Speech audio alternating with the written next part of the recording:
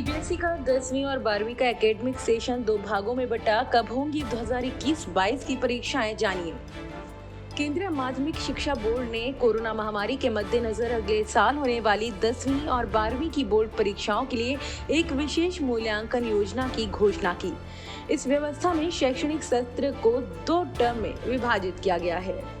Board ने 2021-22 शैक्षणिक सत्र के लिए पाठ्यक्रम को युक्तिसंगत बनाने और आंतरिक मूल्यांकन और प्रोजेक्ट वर्क को अधिक विश्वसनीय और वैध बनाने की योजना की भी घोषणा की है।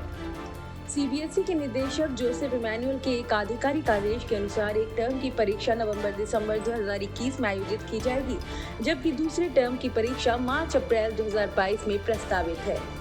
उन्होंने कहा कि शैक्षणिक सत्र 2021-22 के पाठ्यक्रम को 2 विषय विशेषज्ञों द्वारा अवधारणाओं और विषयों के परस्पर संबंध को देखते हुए एक व्यवस्थित दृष्टिकोण का पालन करते हुए 2 भागों में विभाजित किया जाएगा।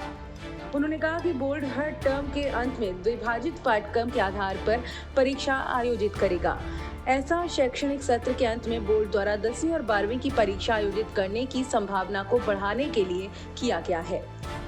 बोर्ड परीक्षा 2021-22 के पाठ्यक्रम को जुलाई 2021 में अधिसूचित किए जाने वाले पिछले शैक्षणिक सत्र के समान ही युक्तिसंगत बनाया जाएगा। पाठ्यचर्चा के संचालन पर स्कूल वैकल्पिक शैक्षणिक कैलेंडर और एनसीईआरटी के इनपुट का भी उपयोग करेगा।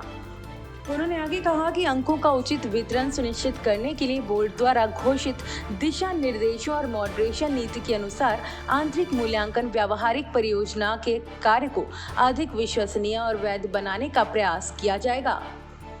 बोर्ड की ये योजना कोरोना महामारी की पृष्ठभूमि में आई है। इस महामारी के चलते पिछले साल कुछ विषयों की बोर्ड परीक्षाओं को रद्द करने और इस साल बोर्ड परीक्षाओं को पूरी तरह से रद्द करने के लिए मजबूर कर दिया।